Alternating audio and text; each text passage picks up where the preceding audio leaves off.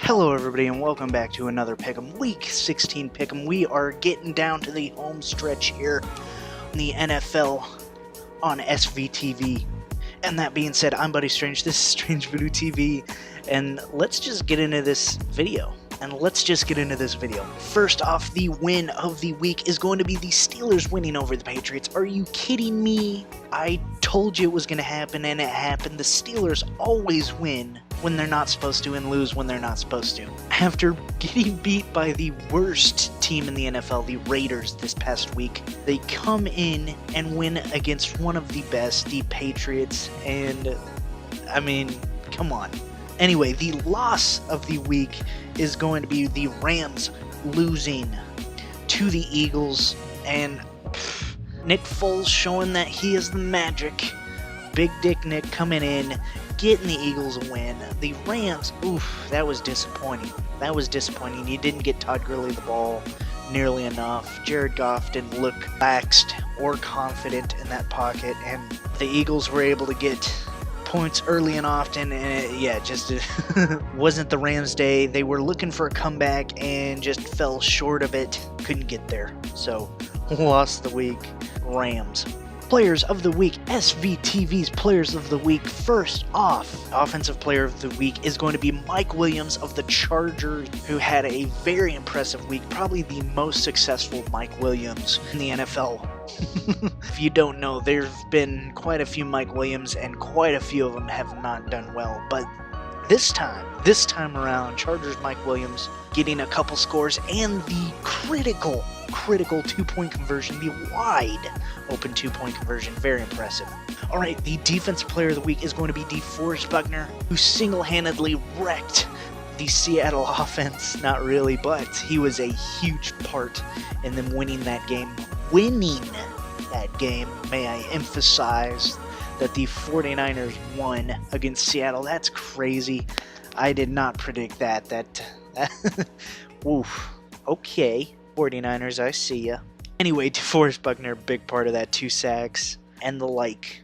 Alright, Special Teams Player of the Week is gonna be, alright, now bear with me on this one.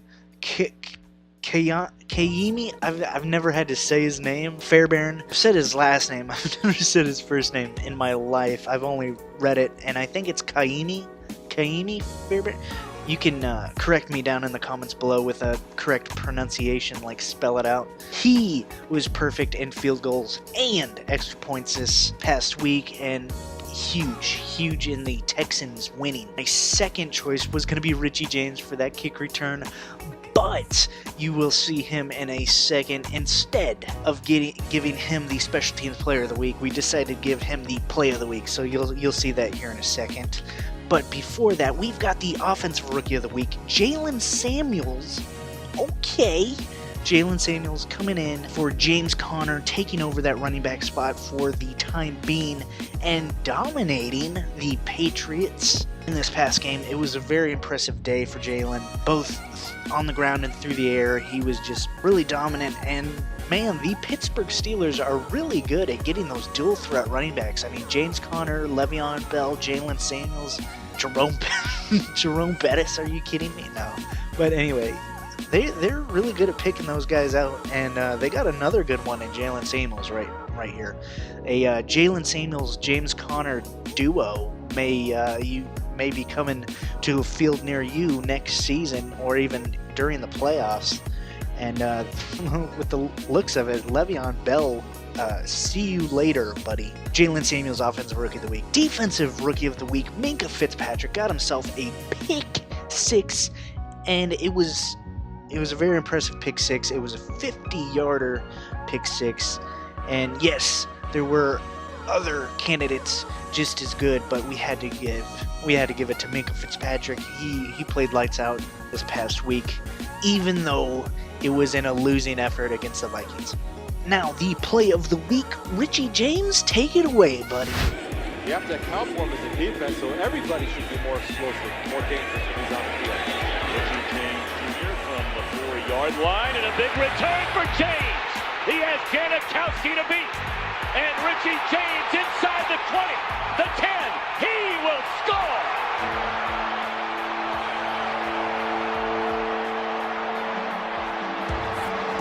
All right, my man, Richie James getting himself a 97-yard kick return. Good job. Glad you're showing that you need the ball in your hands a little bit more. Anyway, let's check my last week's record. I went 69%. Nice. Yet again, I went 69%, getting 11 out of 16, which is not bad. I was very proud of myself. Got both Saturday games right and the Thursday night game right. I was looking good, and then the damn Raiders and Cowboys had to go and blow it, and the Jaguars. Come on, guys. But anyway, it was a good week. I'll take 69% every week. That is awesome. We're looking to get better this week, so let's get into these picks. First off, we've got the Redskins versus the Titans on Saturday, and it's gonna come to no surprise probably to many of you. I'm going with the Titans here over the Redskins. I think the Titans defense can stop Josh Johnson in that offense, the Redskins, and then that defense who is sneaky good. That Titans defense is sneaky good for sure. Not a lot of people are hyping them up, but I think they're going to be dangerous, especially if they make it to the playoffs.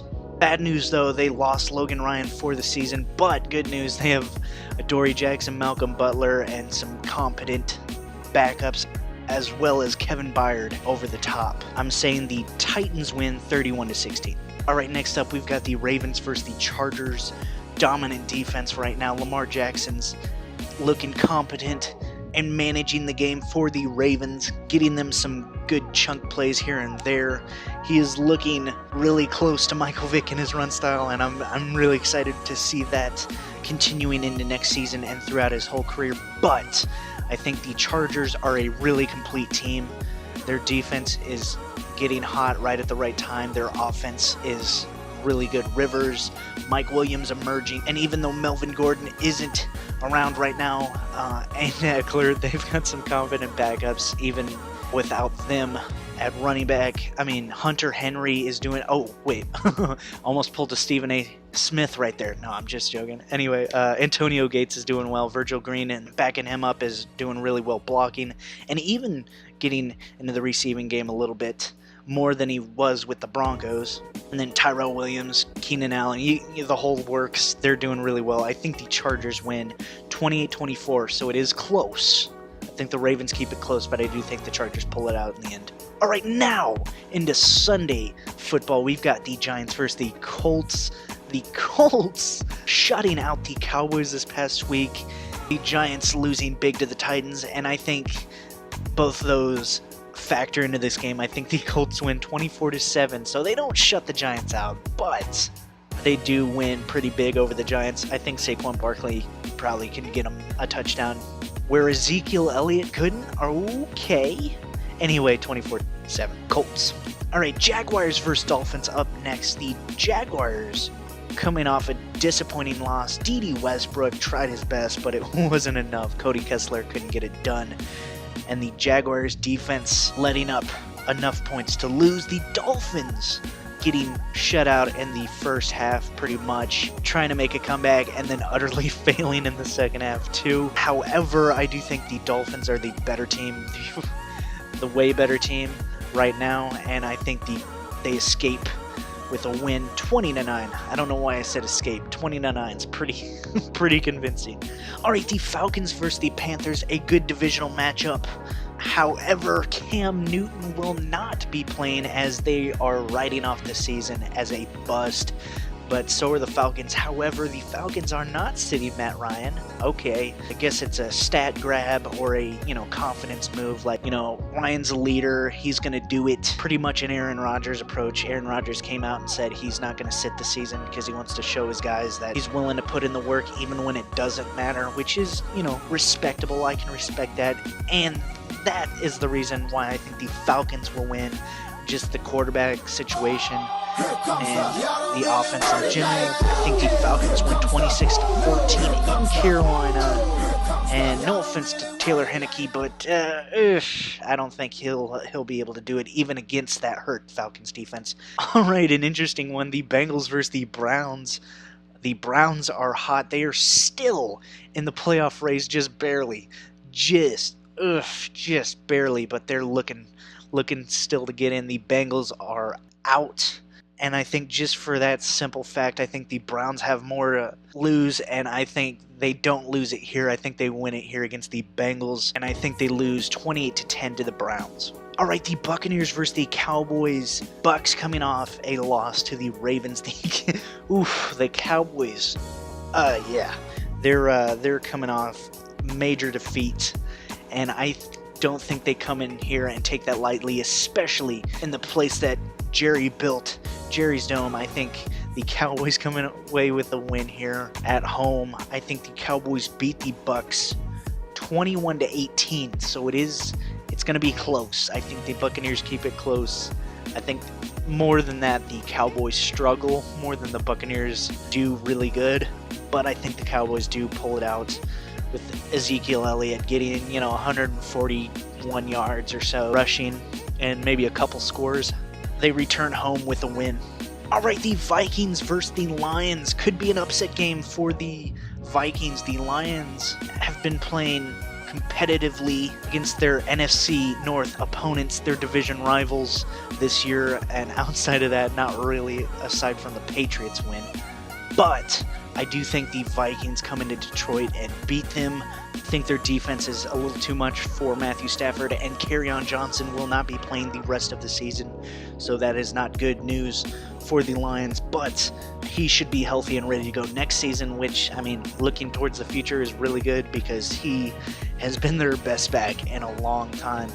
But in this game, I don't think the Lions can do much. Their defense, I don't think we'll be able to stop Kirk Cousins and Adam Thielen, Stephon Diggs, Dalvin Cook, and the like, Latavius Murray and others. I think the Vikings win 30-21 over the Lions. All right, the Bills versus the Patriots. The Bills have been trying to compete, but have fallen short many a time. The Patriots, for the first time since 2002, which is, I gotta admit, pretty impressive, have lost 2 straight December games. Not just straight games, December games, which is where you need to play some of your best football if you look to get into the playoffs. And they have not been playing good football right now. So with that being said, I'm going to pick the Patriots to win. Almost got you. I know I did. But I'm going to pick the Patriots to win 31-17. I think that Bill has something up his sleeve. I think they can stop Josh Allen. I kind of wouldn't be surprised, but in a way, I still would be surprised if the Bills pulled it out. I don't think Josh Allen can, at this point in his career, beat the Patriots, who have a really good emerging secondary, actually. Names who have been staples for the Patriots, but a new name in J.C. Jackson, who's been balling out pretty well for him, so that is impressive. The lack of a run game for the Bills right now, outside of Josh Allen, I don't think they can beat the Patriots, who have a run game with Sony Michel. However, I wouldn't put it past Tre'Davious White getting around like 2 interceptions on Brady, or something around that, something along the lines of that. Tre'Davious White versus Gronkowski and the Patriots rivalry right there. All right, the Packers versus the Jets. The Packers have pretty much called it a season, or have been forced to call it a season, especially after that Bears loss. Aaron Rodgers is not calling it a season, though. He is going to continue to play, as we said before. The Jets have called it a season a long time ago. Pretty much after their first win, they were like, okay, pack the bags, we're not doing well this season. The Jets have been trying, but not succeeding. And I have to give props to Sam Darnold. Even in that losing performance, he did play really well. I'll give him credit for that. I haven't been giving him credit all year long, and that's because I don't think he deserves it. But last week and the week prior, he did play pretty well, and he may be the next Jared Goff, where struggles early on, catches fire at some points, does really well, and maybe falls off a little bit, and we might see a resurgence here and there. But to do that, I think they'll have to get a more offensive-minded head coach. That is not Todd Bowles. I do like Todd Bowles, but he may not be the right person to mold a Sam Darnold or build that offense to where it needs to be. Someone like a Sean McVay who helped Goff, someone like that, if they can come in, that would be good for the Jets and Sam Darnold moving forward in his career. That being said, all that being said, I kind of went on a tangent there. I'm going to pick the Packers winning over the Jets 24-20 in a close one in MetLife Stadium in New Jersey. Alright everybody, so here's the deal. I was editing and then I got a feeling so deep down in my stomach I thought it was an ulcer. No, I'm just joking. About this game right here, and so here's the thing. I'm going to switch it to the Jets, and here's why. I think the Jets defense is actually going to be able to take advantage of that Packers O-line, which has been struggling these past couple of weeks. They've lost some people to injury and such, and just poor play overall. And here's a little known fact. Aaron Rodgers and the Packers are 0-7 on the road this season, which is god-awful terrible. And for some reason, I had the gut feeling I don't think they have the momentum. I don't think they have anything outside of Aaron Rodgers that is going to let them win this game. They don't have Aaron Jones this week. He's out with a knee injury. And it just hit me right deep down in the gut when I was editing. And I was like, you know what? I think the Jets will win this one. And I'm going to say it's the same score, which is 24-20. I just think the Jets win 24-20 instead of the Packers. So if you're marking this, if you're writing it down, just erase it. Or sorry, if you marked it in pen, just write over it, cross it out, and put the Jets win 24-20, not the Packers. Let's hope I'm right on this one. Let's hope my gut's right on this one. It has been the past couple of times, and I've both trusted it and not, and usually it's been right, and this time I'm hoping it's right as well.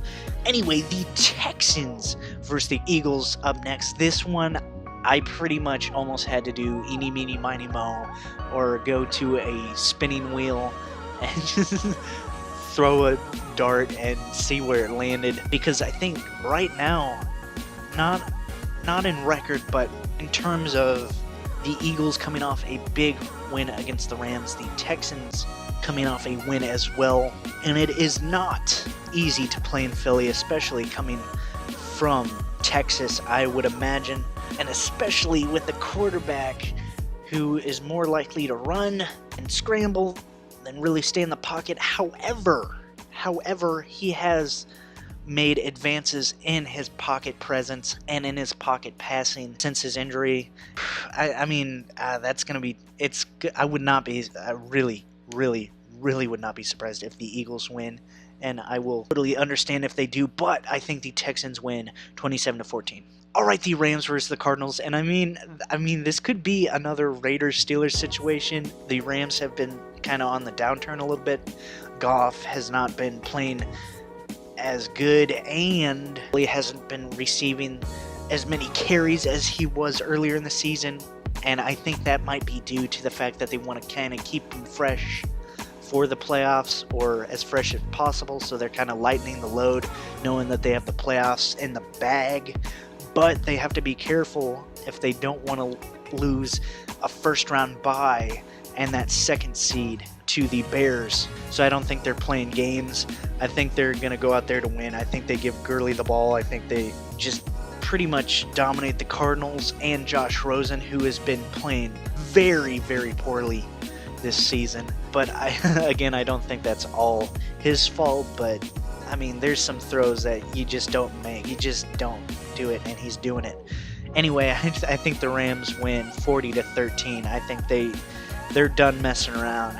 They're out there to win and keep that 2 seed.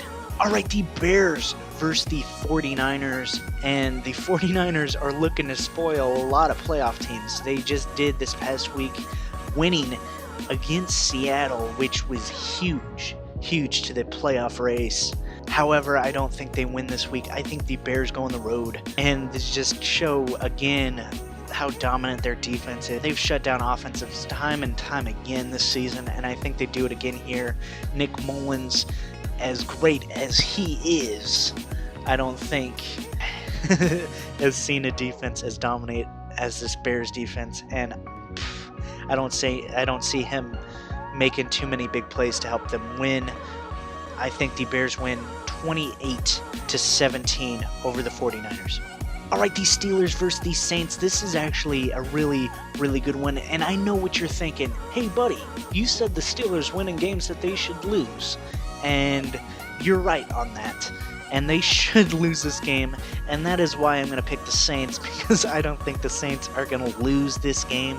I think they're dominant on both sides. Their defense is finally picking up right where it needs to be, picking up in the season, late December, which is, I mean, very, very crucial. And even though they struggled earlier in the season, they have picked up. They're playing really good ball. However, on the Steelers, Jalen Samuels has picked up and is playing really good ball. And I mean, they've got a lot to lose if they lose this game.